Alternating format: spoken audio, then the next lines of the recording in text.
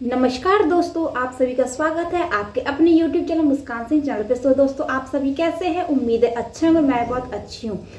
सो दोस्तों, आज बात करते हैं मॉक एनालिसिस की सही रणनीति क्या है।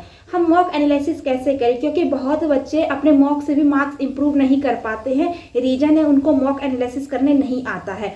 तो फ्रेंड्स, आज बात करते हैं कि मैं मॉक एनालिसिस कैसे करती हूँ। मैं दूसरे का नहीं, बट मैं अपना बता रही हूँ कि मैं मॉक एनालिसिस कैसे करती हूँ।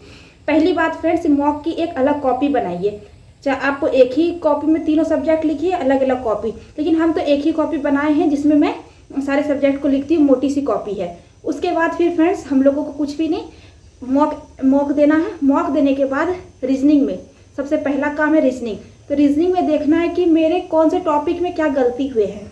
तो रीजनिंग में तो मैं कुछ लिखती नहीं हूँ, बस देख लेती हूँ। अगर मानते हैं कि बाई चांस मेरा सीटिंग अरेंजमेंट में गलती हो गया, तो मैं फिर उसके जाके क्लास कर लूँगी, वो भी इवन कोचिंग सेंटर के कवन छावड़ा सर से। मैं रीजनिंग का कुछ भी नहीं लिखती हूँ कॉपी में। फिर मैथ तो मैं बुक से बना रही हूँ, गगन प्रताप सर के 8000 बुक से। लेकिन फिर भी फ्रेंड्स, मेरे मॉक में अगर मैथ के कोई भी क्वेश्चन गलती होते हैं तो मैं कुछ भी नहीं करती। वो क्वेश्चन और आंसर को सही सलामत कॉपी में लिखती हूँ। अगर हमको टेक्स्ट बुक का सॉल्यूशन बहुत लंबा लगता है, मैं डाउट ग्रुप में डालती हूँ। डाउट ग्रुप से मेरा जो सॉल्यूशन आता है, जो मैं समझ जाती हूँ, मैं उसको कॉपी में नोट करती हूँ। अगर मैथ में मेरे 5 गलती होंगे, 6 गलती होंगे, तो मैं सारे क्वेश्चन को लिख के उसका सॉल्यूशन लिखूंगी, ताकि मुझे बार बार उसको रिवीजन करे, ताकि वैसा क्वेश्चन आए तो फिर मेरा दोबारा मैथ में गलती ना हो। मैं मैथ की मॉक एनालिसिस ऐसे ही करती हूँ। बात है जीएस। तो जीएस के लिए फ्रेंड्स, मैं मेरे जितने भी क्वेश्चन गलती होते हैं, मैं जीएस तो खुद से नोट्स बना रही हूँ, और मैं RWA के नवीन सर जो है उनकी ही जीएस सुधा से मैं बुक पढ़ रही हूँ। लेकिन फ्रेंड्स, अगर मेरे जीएस में बाई चांस कोई गलती होते, बाई चांस की जीएस में तो क्वेश्चन गलती ही होते हैं, कभी मेरे ज़्यादा सही हो जाते हैं, कभी मेरे बहुत कम सही होते हैं, मिस्टेक्स ही ज़्यादा हो जाती है। तो मैं पहले फ्रेंड्स उस जीएस के सेक्शन को पूरे अच्छे से पढ़ती हूँ, 2500 क्वेश्चन को। उसके बाद पढ़ने के बाद फिर मैं 25 या फिर मेंस के मॉक देती हूँ, तो उसमें भी 25 ही क्वेश्चन रहते हैं। हाँ, पढ़ने के बाद फिर फ्रेंड्स मैं उसका जो मेरा गलती, जो मुझे समझ में नहीं आया, जिसको मैंने सिली मिस्टेक्स की, उसको तो मैं ठीक है पढ़ ली, फिर समझ गई। लेकिन जो मुझे बिल्कुल भी नहीं आता है, मुझे जीएस का क्वेश्चन न्यू लगता है, मैं उसको कॉपी में लिखती हूँ।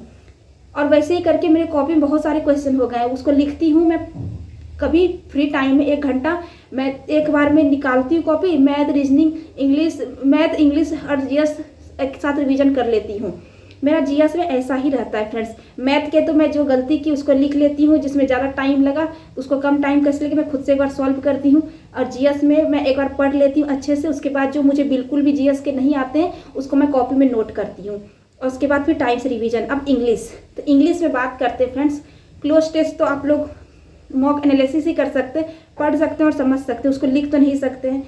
रीडिंग कॉम्प्रीहेंशन लिख नहीं सकते, समझ सकते हैं। बात रहा इधर एरर के और वोकेबलरी के। तो वोकेबलरी के लिए फ्रेंड्स, मैंने जो सिली मिस्टेक्स कर दी, वो वर्ड जानते हुए भी मैं उसको भी नोट डाउन करती हूँ, और जो वर्ड्स मुझे न्यू लगते हैं मैं उसको भी नोट डाउन करती हूँ वोकेबलरी में, चाहे वो वन वर्ड हो, इडियम हो या एंटोसाइन हो।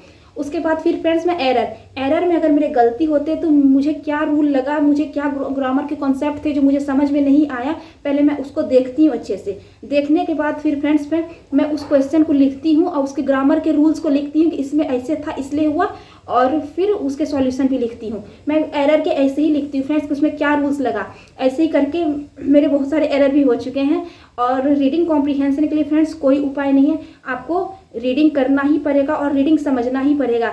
ऐसा ज़रूरी नहीं है कि पेपर ही पढ़ा जाता है फ्रेंड्स। आप कोई भी बुक पढ़ सकते हैं, इंग्लिश की या कुछ भी पढ़ सकते हैं, वहाँ से पढ़िए। और आप आप प्रीवियस ईयर बुक से, चाहे पिनेकल हो, किरण पब्लिकेशन, किसी की बुक से भी आप प्रीवियस ईयर पूरा एकदम प्रैक्टिस कीजिएगा, आपका रीडिंग कॉम्प्रीहेंशन सुधर जाएगा। चाहे वो क्लोज टेस्ट हो या फिर PQRS हो या फिर रीडिंग कॉम्प्रीहेंशन हो, आपको कोई टेंशन नहीं होगी। अगर आपका रीडिंग बूस्ट हो जाएगा तो वो अपने आप सही होने लगेगा।